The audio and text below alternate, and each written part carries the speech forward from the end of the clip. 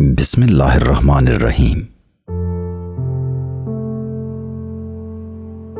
کسی بھی پریشان صورتحال کا اثر ہم پر زیادہ سے زیادہ 7 منٹ تک رہتا ہے۔ اس کے بعد کا اثر اس پر سوچنے کے باعث ہوتا ہے۔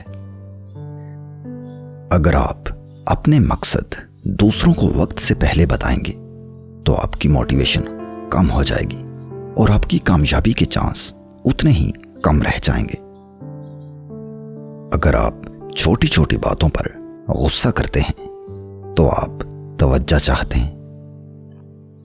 اگر آپ بات بات پر روتے ہیں تو آپ نرم دل اور معصوم ہیں۔ اگر آپ بے تحاشا کھاتے ہیں تو آپ پریشان ہیں۔ اگر آپ کو رونا نہیں آتا تو آپ بہت کمزور ہیں۔ اگر آپ کم بولتے ہیں اور بہت تیز رفتاری سے بولتے ہیں تو آپ بہت گہرے ہیں۔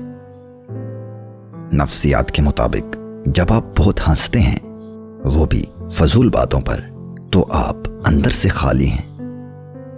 کسی بھی کام کی ابتدا اور اس کا اختتام اس کے درمیانی حصے کی نسبت زیادہ یاد رہتا ہے۔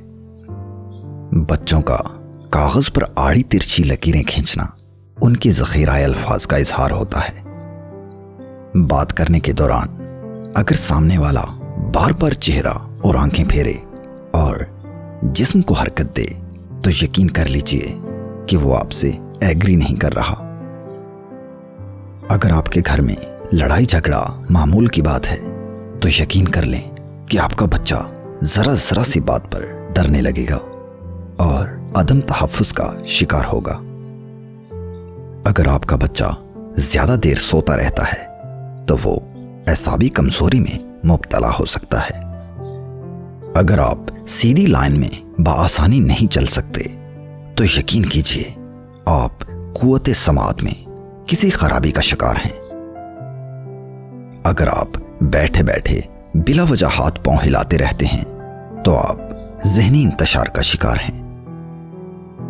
اگر آپ کا بچہ افق پر یا آسمان پر نظر جمائے رکھتا ہے تو یقین کیجئے وہ عالی دماغ اور گہری سوچ کا مالک ہوگا۔ اگر آپ چلتے ہوئے پیچھے مڑ کر دیکھنے کے عادی ہیں تو آپ گھر سے ملنے والی کمی کا شکار ہیں۔ اگر آپ کو چھوٹی چھوٹی باتوں پہ غصہ آتا ہے تو آپ محبت کی کمی کا شکار ہیں اور محبت کے متلاشی ہیں۔ اگر آپ ناک میں انگلی ڈالنے کے عادی ہیں تو آپ کسی نفسیاتی الجھن کا شکار ہیں۔